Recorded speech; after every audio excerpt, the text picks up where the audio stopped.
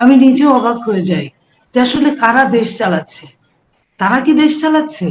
তারা কথায় কথায় যেভাবে থ্রেট দিচ্ছে, কথায় কথায় যেভাবে টর্চার করছে, যেমন ধরেন গতকালকে যে ঘটনাটা, তারা মব করতো ওপেন ডিক্লেয়ার দিয়ে। এটা পৃথিবীর নিয়ম, প্রকৃতিগত একটা মানে নেচার অফ রিভেঞ্জ যেটাকে বলি আমরা। তো সেটা হয়তো হবে, বাট আমরা কিন্তু এটা চাই না।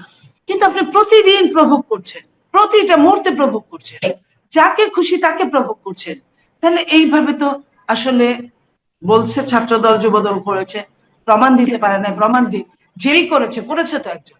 আপনি মনে করেন না যে ছাড় দিবে কিন্তু ছেড়ে দিবে না, মানে কোনো না কোনো ভাবে বিএনপি সরকার শুধু দেখছে। আপনি 2 বছর যাবত আমরা গালির মধ্যে আছি, তারা মনে করেছে সবই তারা।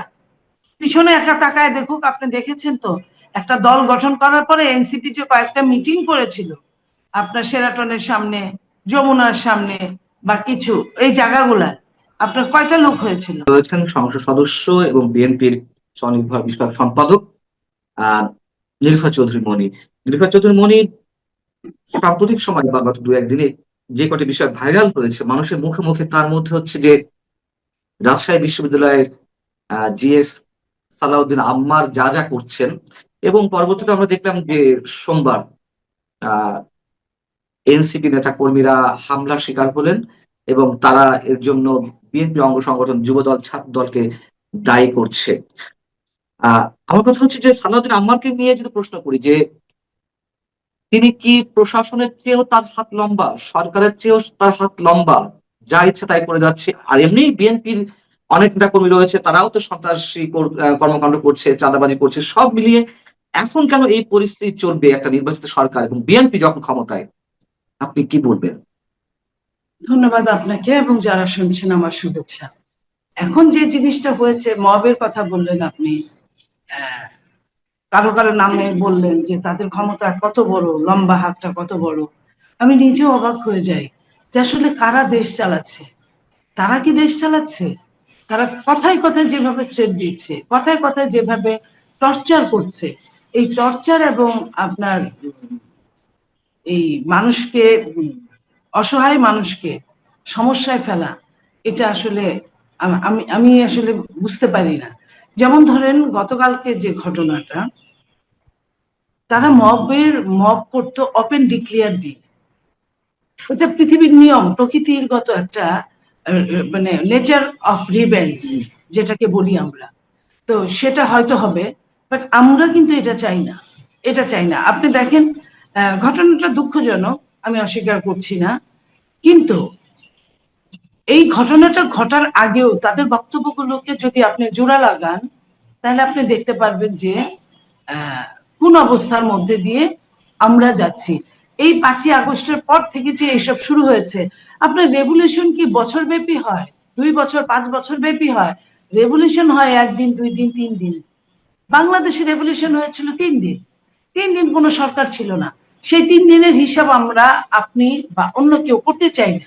আপনি কেউ বলবো যে হ্যাঁ 3 দিনে যেহেতু সরকার ছিল না, সেইখানে কি হয়েছে না হয়েছে আমরা আফসোস করব, আমরা চেষ্টা করবো এটার তথ্য পাতা বের করতে। কিন্তু তারপরে থেকে যে শুরু হয়েছে ওপেন ডিক্লেয়ার দিয়ে, আপনার এমপির বাসায় ডাকাতি, আপনার সাধারণ পাবলিকের বাসায় ডাকাতি, ডাকাতির পরে অ্যারেস্ট হওয়ার পরে সেই ছিনতাই করে আবার আসামিদেরকে আপনার তুলে নিয়ে যাওয়া, এই যে শুরু হয়েছে এগুলা, এটা শেষ কোথায়? আপনি ওই গ্রামে একটা কথা বলে যে ছিঁড়তে পারো না মুরগির ছাল, নাম হয়েছে শেখ জামাল। তো আপনার সারাক্ষণ আপনি মুখ দিয়ে বলছেন আপনি এই করবেন সেই করবেন সেই করবেন। তো এই যে এরকম একটা ঘটনা, এটা অপ্রত্যাশিত প্রত্যাশিত।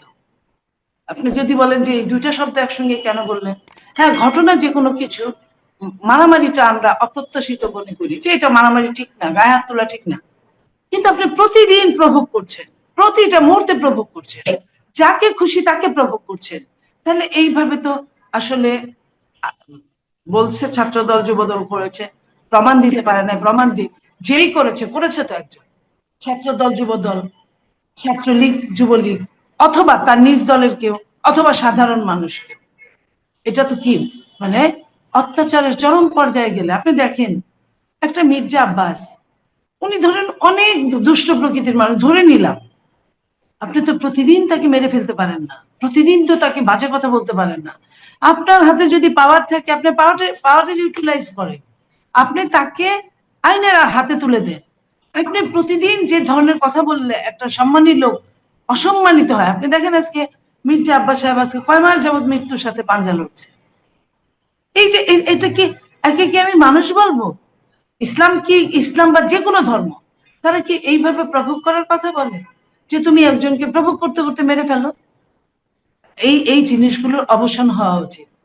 আমি মানে গতকালকের ঘটনার নিশ্চয়ই লাইভ ফুটেজ আছে, অনেক কিছু আছে। আমি বিচার চাই, বিচারের পাশাপাশি আমি ওই বিচারটাও চাই যে আপনি কেন মারামারিটাকে ওয়েলকাম করছেন। আপনি বলেন তো, আমি একটা দল করি, আপনি ভেতরে ভেতরে কোনো দল করলেও প্রকাশ্যে করেন না, কারণ আপনি একজন সাংবাদিক। আপনি যদি আমাকে, আমার দলের, লাইক আমার নেত্রী, দেশনেত্রী বেগম খালেদা জিয়া, উনি পৃথিবী ছেড়ে চলে গেছেন, আপনি যদি আজে বাজে কথা বলার চেষ্টা করেন, নিশ্চয়ই আপনার সঙ্গে আমার এই যে সম্পর্কটা, এই যে এই সম্পর্কটা ওইভাবে থাকার কথা না, থাকবে না। তো এটা আপনাকেও আমাকে বুঝতে হবে, আমাকেও আপনাকে বুঝতে হবে। তো এই জায়গাটা তারা কেন বুঝে না? তারা মুখটাকে, আপনি দেখেন যেখানে অসভ্য একটা বাজে গালি, সবচেয়ে কঠিন গালি পৃথিবীর, এই অসভ্যের মধ্যে সমস্ত গালিকে আপনি ফিল আপ করতে পারেন, আর কিছু বলতে হয় না। তাহলে আপনাকে কেন ইন্ডিভিজুয়াল গালি দিতে হবে? মাকে তুলে, বোনকে তুলে, বউকে তুলে, মানে নারী কুলকে তুলে গালি দিতে হবে? এবং আমরা এমন সমাজে বাস করি, নারীরাও কেউ কেউ তাদের ওই গালিটাই রিপিট করছে স্লোগান আকারে। অপোজিট ভাষণ কিন্তু এই গালি দেন। আপনি দেখেন ছাত্র দলের কোনো ছেলেকে আপনি ওপেন এরকম গালি দিতে দেখেন, যুব দলে সে আপনারা ওনারা বলে যে এরা চাঁদাবাজ, এরা দখলবাজ, কিন্তু এইভাবে গালি দিতে দেখেন। যেভাবে তারা গালি দিচ্ছে, এই গালির আমদানি তারা কোথা থেকে নিয়ে আসলো? একটা রাজশাহী বিশ্ববিদ্যালয়ের একটা ছেলে, আমি আমি আমি কি বলবো, আমি আমার ভাষা নাই, আমার ভাষা নাই যে সে কোন পরিবারটা বিলং করে। তো তাহলে আমার প্রশ্ন, নির্বাচিত মনি, আপনি বলছেন যে আসলে দেশ কারা চালাচ্ছে? আমরা তো জানি বিএনপি চালাচ্ছে, বিএনপি ক্ষমতায়, তাহলে বিহাইন্ড দ্য স্ক্রিন, পিছনে অদৃশ্য কোনো শক্তি কি সবকিছু নিয়ন্ত্রণ করছে? তাহলে না হলে সালাউদ্দিন আমরাদের মতো মানুষ তারা দিনের পর দিন এরকম সন্ত্রাসী কর্মকাণ্ড করে, অনৈতিক কর্মকাণ্ড করে তারা একেবারে বীর দর্পে সবকিছু ঘটিয়ে বেড়াচ্ছে, তাহলে সেখানে প্রশাসন কোথায়, সরকার কোথায়? আমার যে প্রশ্নটি ছিল, কেন সরকার পারছে না, কেন আপনারা পারছেন না এগুলো নিয়ন্ত্রণ করতে? প্রশাসন, সরকার সবই আছে, আমাদের একটা চক্ষু লজ্জা, চোখের পর্দা একটা বলতে যে শব্দটা, এটা কাজ করে। মনে হয় যে 2 বছর আগে একটা ছেলেরা, মেয়েরা, এরা একটা দেশের সম্মুখ ভাবে গেছিল একটা যুদ্ধের ময়দানে। আচ্ছা, এদেরকে যতটা পারি স্যাক্রিফাইস করি। স্যাক্রিফাইসের মানে এই না যে আপনি যা খুশি তাই করবেন। স্বাধীনতা মানে এই না যে আপনি যা খুশি তাই ব্যবহার করবেন। তো এই স্বাধীনতাকে এখন আমি মনে করি, স্বাধীনতা, রাষ্ট্রের স্বাধীনতা কি, আপনাকে একটা পর্যায় পর্যন্ত স্বাধীনতা দিবে।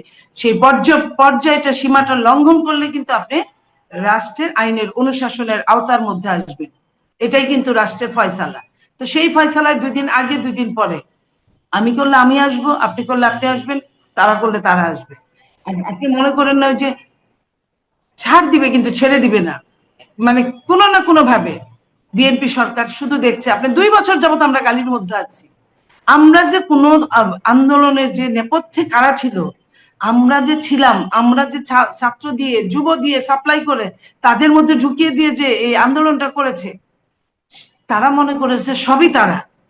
পিছনে একটা তাকায় দেখুক, আপনি দেখেছেন তো একটা দল গঠন করার পরে এনসিপি যে কয়েকটা মিটিং করেছিল আপনার শেরাটনের সামনে, যমুনার সামনে বা কিছু এই জায়গাগুলা, আপনার কয়টা লোক হয়েছিল? তো তারা তারা যতক্ষণ বলবে তাদের লোক কয়টা? তাহলে আপনি মনে করেন হবিগঞ্জে এই ঘটনা ঘটার সময় তাদের লোক যদি বেশি থাকতো, নিশ্চয়ই তারা ছেড়ে দিত না। তো এই এই এই ধরনের কাজ গুলা তারা করছে, তাদের আমার মনে হয় যে এখন রশি টানা উচিত, মুখের লেভেলে আপনার বেড়া দেওয়া উচিত, এর চেয়ে বাড়া উচিত না, আমি মনে করি। আহ, তারা এই বিষয়টিকে মব বলছে, এবং এটি তো সোশ্যাল মিডিয়ায় ঘুরে গেছে, যারা মব করেছে এতদিন তারা এখন মবের শিকার। আবার এটাও সত্য কথা, মব যে শুধুমাত্র এনসিপির নেতা কর্মীরাই করেছে তাও না, এখানে জামাত শিবিরের লোকজন ইনভলভ ছিল, অন্তত গত 1.5-2 বছর ধরে যা চলছে। এবং সাম্প্রতিক সময়ে এসে এটিও হয়তো আপনার কাছে অপ্রিয় লাগতে পারে। আহ অবশ্যই ছাত্রদল, যুবদলের নেতা কর্মীরাও মব করছে, আমরা বিভিন্ন জায়গায় দেখছি। অনেক প্রমাণও রয়েছে, যথেষ্ট প্রমাণ রয়েছে। আহ আজকে অনেকে বলছেন যে অবশ্যই আমরা এই ঘটনা নিন্দা জানাই, এনসিপির উপরে যে হামলা হলো। কিন্তু অনেকে বলছেন, যেমন আপনিও বললেন, যে প্রকৃতির প্রতিশোধ বলে তো একটা কথা আছে। তা আজকে তারা যেমন করছে তাদের উপরে সেটা চলছে। যশোরে জামাতের এমপি এবং তার কন্যাকে ঘিরে রাখা হলো, এলাকাবাসী ঘিরে ধরলো। এটাও আমি মনে করি যে একটা প্রতিদান। কিন্তু ছাত্রদল, যুবদল যা করছে, তারাও কি এই ধরনের মবের শিকার হবে না ভবিষ্যতে? প্রকৃতির প্রতিশোধটা কি তাদের উপরেও না, আমি পড়বে না? আমি তো বলি নাই যে কোনো একটা সংগঠন শুধু আপনার নেচারের শিকার হবে। এখানে নেচারের রিভেন্সের শিকার প্রত্যেকেই হবে। আপনি কি করেছেন আপনি জানেন, আর আপনার গড জানে, আমি হয়তো জানি না, বাট Right. আপনি কিন্তু একদিন এইটার শিকার হতে পারেন। তাই বলে একটা সভ্য রাষ্ট্র থেকে আমরা কি, সাধারণ মানুষ যারা আছি তারা মানে প্রকৃতির উপরেই নির্ভর করে থাকবো? দেশে আইনের শাসন কি প্রতিষ্ঠা হবে না? কেন আমি এই প্রশ্ন করছি? নির্মল চৌধুরী মনি, আপনি একজন আইনজীবী না হলেও আপনার আপনার আইনের ডিগ্রি রয়েছে, এটা হয়তো অনেকেই জানেন না। আপনার পিএইচডি ডিগ্রিও রয়েছে, আপনি সে ব্যবহার করেন না, সেটা হয়তো আপনার রুচিশীলতার জায়গা থেকে। আমার যে প্রশ্ন সেটি হচ্ছে যে, ডক্টর নাজমুল হাসান কলিমুল্লাহ, তার বিরুদ্ধে দুদকের মামলা রয়েছে। তিনি দুর্নীতি করেছেন কি করেননি এটি আদালত কর্তৃক প্রমাণিত হবে। ধরে নেন তিনি দুর্নীতিবাজ বা তিনি দুর্নীতি করেছেন, কিন্তু পুলিশ চার্জশিট দিবে, বিচারিক প্রক্রিয়ায় জামিন হবে কি হবে না সেটি মানুষ তাকিয়ে থাকে। কিন্তু ডক্টর নাজমুল হাসান কলিমুল্লাহর গত পরশুদিন জামিন হলো, সব ধরনের প্রসিডিউর মেনটেন করা হলো, আপিল বিভাগ থেকে জামিনের অনুমতি মিলল, জেল গেটে বেল বন্ড পৌঁছালো, তাকেও ছাড়া হলো না। নতুন করে 30 ঘন্টা পর মামলা, আর একটি ডাকাতি মামলা দেওয়া হলো। আমার যে প্রশ্নটি সেটি হচ্ছে যে, আমি ডক্টর নাজমুল হাসান কলিমুল্লাহর একটি এক্সাম্পল হিসেবে মানে বিষয়টি তুলে ধরলাম। এরকম অসংখ্য মামলা রয়েছে, এখনো ডক্টর ইউনূস সরকারের সময় যা চলছিল এখনো তাই চলছে। আপনারা বলছেন দেশে আইনের শাসন প্রতিষ্ঠা করবেন, এটা কি আইনের শাসন? আমি যত জানি যে বেল বন্ড জেল গেটে পৌঁছানোর পর 1 সেকেন্ডের জন্য কারো শক্তি নেই আটকে রাখার। বিএনপি, আওয়ামী লীগ আমলে আমরা জানি যে জেল গেট থেকে বেরোনোর পরই সাদা পোশাকে পুলিশ ধরেছে, অসংখ্য নেতা কর্মীদের আপনাদের ধরেছে, সবই সত্য কথা। কিন্তু সেটি তো অনেকের ভাষ্যমতে ফ্যাসিবাদী সরকার ছিল। বিএনপিও সেই ফ্যাসিবাদিতা পথে হাঁটছে, যেমন ফ্যাসিবাদকে লঙ্ঘন করেছিল, মানে টপকে গিয়েছিল ইউনূস সরকার, এখন তার ধারাবাহিকতা চলছে।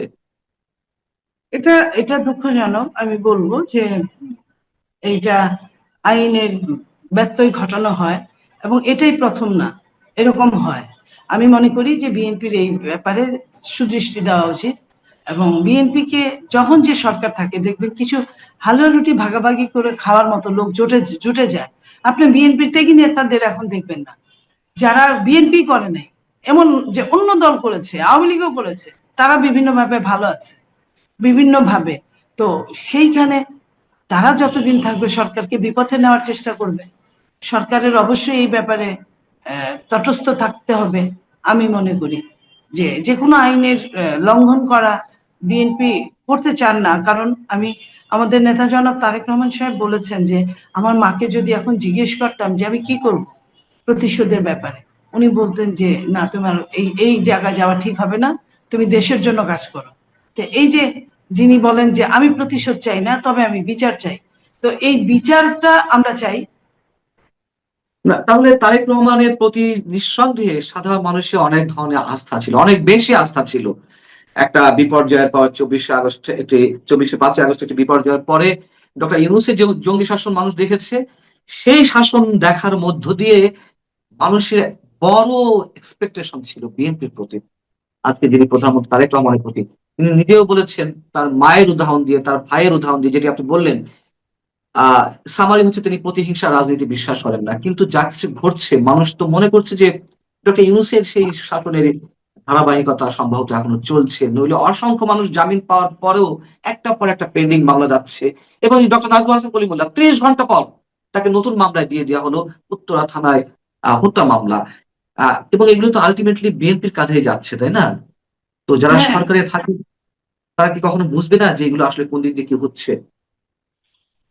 আমার মনে হয় যে বিএনপি, আপনারা তো সাংবাদিক, এটা বিএনপির নীতি নির্ধারক মহলের কাছে এই আর্জিটা যদি আপনারা জানান, এটা নিশ্চয়ই তারা জানবেন, বুঝবেন এবং করার চেষ্টা করবেন।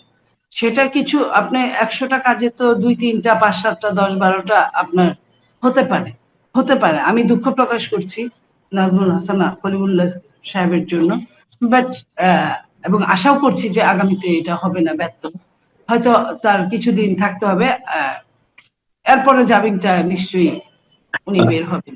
আপনি যখন সরকার দলীয় এমপি, নিশ্চয়ই আমরা আশাবাদী হতে পারি। আমি আমি আমি এত দূরে যাই কেন, আমি আপনার কথাই বলি। আপনি ইন্টিম সরকার থাকলে আপনি বের হতে পারতেন, পারতেন না, না, আমি অথচ কিন্তু আপনাকে কেন ধরা হলো? আমি কিন্তু ওই সরকারের সময় বেরিয়েছি, যখন দেশ বিদেশে প্রতিবাদ গড়ে উঠলো আমাদের কজনের বিষয়ে। হ্যাঁ, হ্যাঁ, ওই সময় বেরিয়েছি, কিন্তু তাদের টার্গেট ছিল আরো অন্যান্য মামলায় আটক দেখানোর, হয়তো প্রতিবাদের কারণে সেটি পারেনি। আচ্ছা, যাই হোক, আপনার সাথে যারা ছিল তারাও তো বের হয়েছে, পরে বের হয়েছে, হুম, হুম, হুম। তো সেটা তো জি। সরকারের একটা না, উদারতা অবশ্যই ছিল। অবশ্যই অবশ্যই, আমি তো বললাম যে অনেকে বের হচ্ছেন, এটাও বাস্তবতা। কিন্তু তার তুলনায় এখনো অসংখ্য মানুষ ভিড়ে মাটি বিক্রি করে জামিন নিচ্ছেন, আবার নতুন মামলা আটকে পড়ে যাচ্ছেন। তাহলে ওই টাকাগুলো তো তাদের জলে যাচ্ছে, এবং যে কষ্ট হচ্ছিল সেগুলো সব পণ্ডশ্রম হয়ে যাচ্ছে। মানুষ তো হতাশাগ্রস্ত হয়ে পড়ছে, আত্মহত্যার প্রবণতা বাড়ছে। এটিই বাস্তবতা। সেটাই, আপনি ভালো সেটা থাকবেন, নিশ্চয়ই নিরুপা চৌধুরী মনি। আমরা জি। জানাবো, সুযোগ থাকলে অবশ্যই জানাবো। জি, অসংখ্য ধন্যবাদ। আমার মনে হয় দেশের দায়িত্বশীল একজন রাজনীতিবিদ হিসেবে, আমি ব্যক্তিগতভাবে মনে করি দেশের দায়িত্বশীল রাজনীতিবিদের সংখ্যা খুবই কম। নিঃসন্দেহে আপনি তাদের একজন। আপনি সেই জায়গা থেকে আপনি দলের মধ্যে হয়তো সম্ভব হলে সংসদেও কথা বলবেন, এটুকু আমরা প্রত্যাশা করি। আপনি ভালো থাকবেন। দর্শক, আপনারা যারা শুনছিলেন, আপনারা ভালো থাকবেন।